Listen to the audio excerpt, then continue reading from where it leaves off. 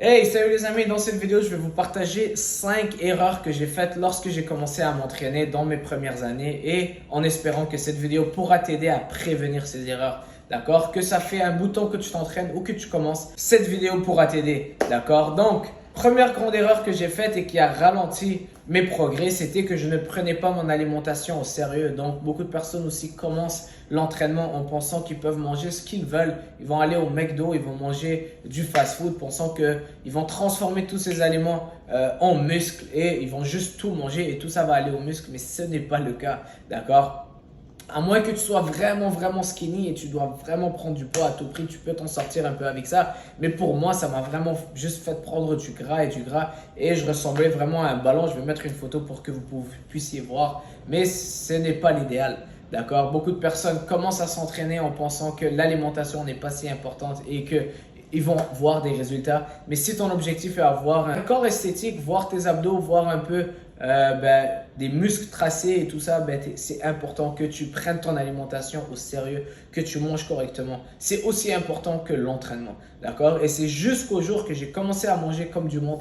C'est là que j'ai commencé à avoir de plus en plus de résultats. D'accord? Donc ça, c'est une grosse erreur que j'ai faite. Erreur numéro 2, c'est que je me concentrais beaucoup sur les poids, les charges. Je voulais vraiment faire 100 kilos au développé couché, faire des poids quand même assez lourds et c'était ça mon objectif. Je voulais quand même pousser lourd et suivre le monde à la salle pour impressionner les gens.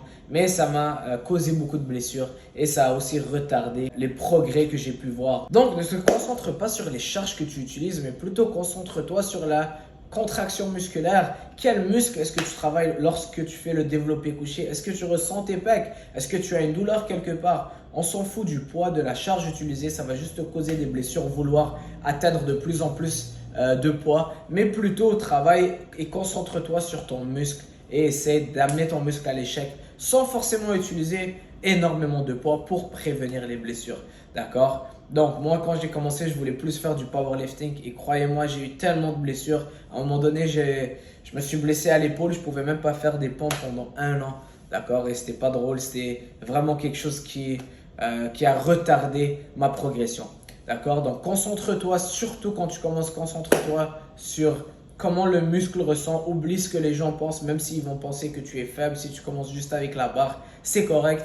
D'accord? Le but, c'est de travailler tes muscles et non juste de pousser des charges lourdes et finir par te blesser. D'accord? Donc ça, c'est une deuxième erreur à ne pas faire. Erreur numéro 3, c'est ne pas avoir un programme d'entraînement et juste faire des pecs, des machines, etc. à chaque jour, du développé couché à chaque jour. Mais il n'y a pas un plan à suivre. C'est pas l'idéal. Beaucoup de jeunes font ça lorsqu'ils commencent la salle. C'est important d'avoir un plan à suivre, savoir ce que tu t'entraînes aujourd'hui pour laisser les muscles aussi se reposer, ceux que tu n'entraînes pas, et donner plus d'attention aux muscles que tu veux travailler. D'accord? Un bon programme à suivre et aussi ne pas changer de programme à chaque 2-3 semaines. Beaucoup de personnes commencent, ils ont un entraîneur, ils sautent à un autre entraîneur après 2 semaines. Maintenant, ils font du push-pull legs, après ils font de la force. Après ça, 2 semaines de ci, 2 semaines de ça, parce qu'ils ne voient pas de résultats. Donc, ils sautent de programme à programme. Mais ce n'est pas l'idéal. Reste discipliné, suis un programme pour au moins 3 mois et ne change pas de programme à chaque 2 semaines et un programme aussi. C'est important d'en avoir un. Erreur numéro 4 que j'ai faite lorsque j'ai commencé à aller à la salle de sport, c'est que je négligeais les abdos. J'entraînais pas du tout les abdos. Je voulais pas avoir des six-packs. Pour moi, c'était pas important. Je voulais juste devenir fort. Et donc, j'ai négligé les abdos. Je me suis dit, c'est pas important de les faire alors que je me trompais énormément. Ça m'a causé vraiment beaucoup de blessures. Blessures au bas du dos parce que lorsque les abdos sont faibles, le bas du dos compense. J'avais pas autant de force, de stabilité dans mes mouvements. C'est vraiment important que vous preniez l'entraînement des abdos au sérieux. D'accord? L'entraînement du tronc, des abdos, faire des exercices comme la planche, très important. Ça va aussi vous aider et se traduire en plus de force lorsque vous faites les développés couchés, les squats, les soulevés terre, etc. Donc ne néglige pas les abdos. Même si tu t'en fous d'avoir un six-pack, même si tu veux juste être fort, les abdos vont t'aider. Travailler ton tronc, d'accord, va t'aider à être plus fort et à avoir moins de blessures au long terme, d'accord, à prévenir les blessures.